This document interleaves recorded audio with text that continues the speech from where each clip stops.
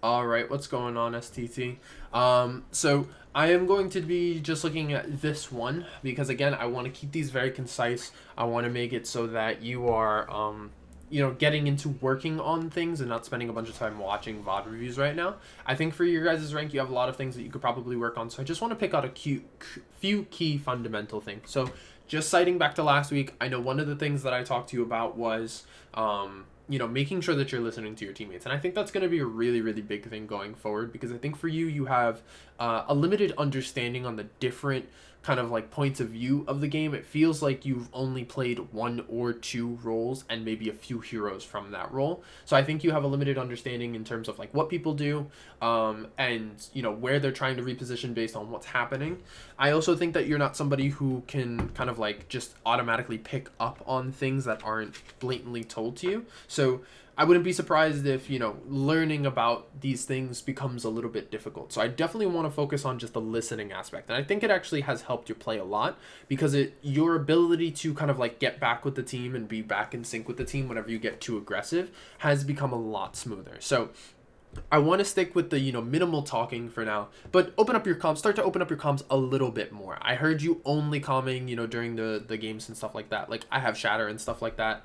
You can say you have shatter and maybe just call if your shield is low or call if you're like low health. Only call for simple things. Try not to overcall it. Just start to work your way in small ways. I liked the simplicity of your comms during the last scrim. So, hey Lana, Hello. Who are you talking to? STT. I see. Yeah, because these are recorded Ah, and people don't show up live, so I have to talk to the screen. I am here. Say hi to STT. No, you don't want to say hi to STT? Wow. All right. My mic's bugging out. Sorry. Heartless. No, you just didn't want to say hi to STT. I No, understand. my mic is like, I don't know what's going on. But I'm here. Go live. Okay. So now you can see too. So yeah, I did yours. I did Jax's. I'm doing STT's now. I'm going to do Alexis's next. And then I'm going to get into the team stuff. And then I'll get into Team Gothic. Um...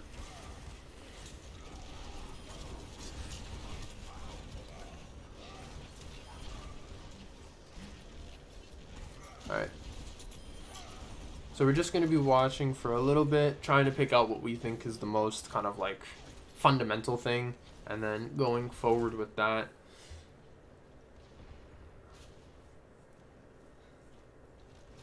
Maybe put on some lo-fi music, STT, if you're kind of just like sitting there. It's going to take a second,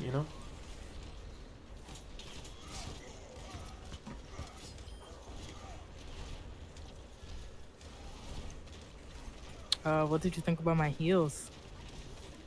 You'll see. Oh no. They're all very short. Yours was 12 minutes, Jax's was 8 minutes, STT's last week was 13 minutes, same with Alexis. I like that pin, STT, very, very short, very controlled. Okay, finally the shatter comes out, but it's a little bit late. Okay, so I think what we want to look at largely is knowing when to kind of be aggressive and when to be passive for Reinhardt. So we looked at this map before and you were playing Monkey on it initially, and I kind of talked about kind of like, going to the high ground and then waiting for when you can be aggressive. But the real point of kind of like jumping to the high ground, not jumping straight into the enemies, is that it puts you in a position where at any moment you can become hyper aggressive. And it puts you in a position that you can always have the ability to choose to be aggressive or choose to be passive while still getting value. So as Reinhardt, we want to mirror that kind of like being able to get value out of every situation while still being ready for most situations. And in order to do this, we really want to focus on positioning first. So as Reinhardt, you really want to try in a Rein v Rein matchup to get as close as you can to the enemy Reinhardt shield, while staying in cover, right? So you're not always going to go to, just like every piece of cover. Like this piece of cover might be dangerous if they have a Roadhog who can hook you in, but it is definitely something that you might be able to use. You can kind of use this this cart. You'll notice that as I position my camera here, the enemies can't really see me, but I still have full view of the enemy Reinhardt and stuff like that. So there definitely are positions that you can take where you can get close to the enemy Reinhardt without, exposing your entire hitbox. Now, the main reason we want to do this is because as Rein against Rein, your goal is to essentially have better shield management, which means you want to have higher shield health on average than the enemy Reinhardt, and you want to farm Shatter faster. So the best way to farm Shatter is going to be by fire striking off cooldown and being able to swing at the enemy Rein when he can't swing at you. So we're going to really focus on that point of where it's how to swing on the enemy Rein when he can't swing at you. So the main condition is going to be that when you start swinging, one, you won't die, and two, the enemy Reinhardt will take more damage than you.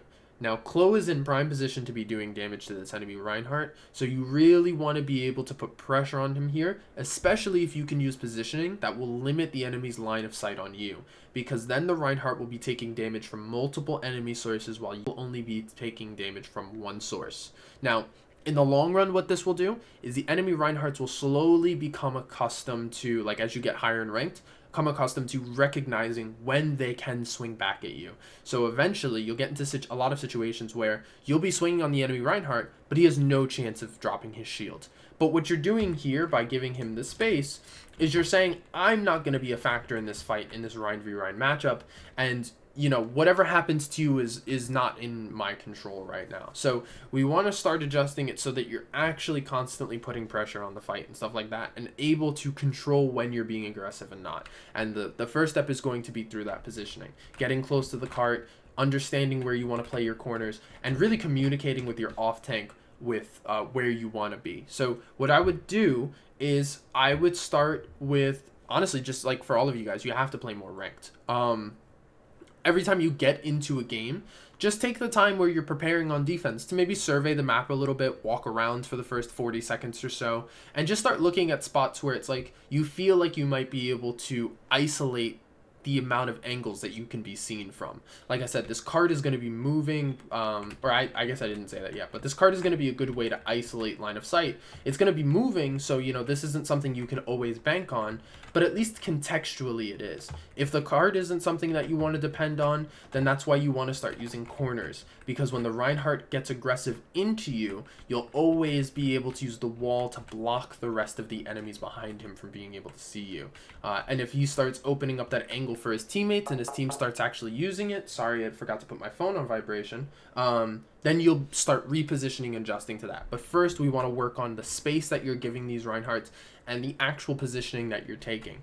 This is going to adjust how your team plays. It's going to make it so that maybe they have to, they can't play, Chloe can't really be playing here if you're not playing on cart. Because if you want to play the next closest corner, you're going to be abandoning her to the enemy team. So that's why also communication becomes important. But this is communication before the fight, not during the fight. This is something that you have to talk about. Oh, what do we want to do this game? I want to hold this corner right here. This is my home as Reinhardt, So just start with kind of that understanding and looking at the maps a little bit more in terms of where you can play close to the enemy teams, and start seeing what you can figure out. There's plenty of guides. I'm saying this for everybody at this point for you guys. But there's plenty of guides on YouTube about just kind of fundamental things that you can do with Reinhardt, little tech stuff. But more often than not, when you're watching somebody, you'll be able to see the corners they like to use and stuff like that.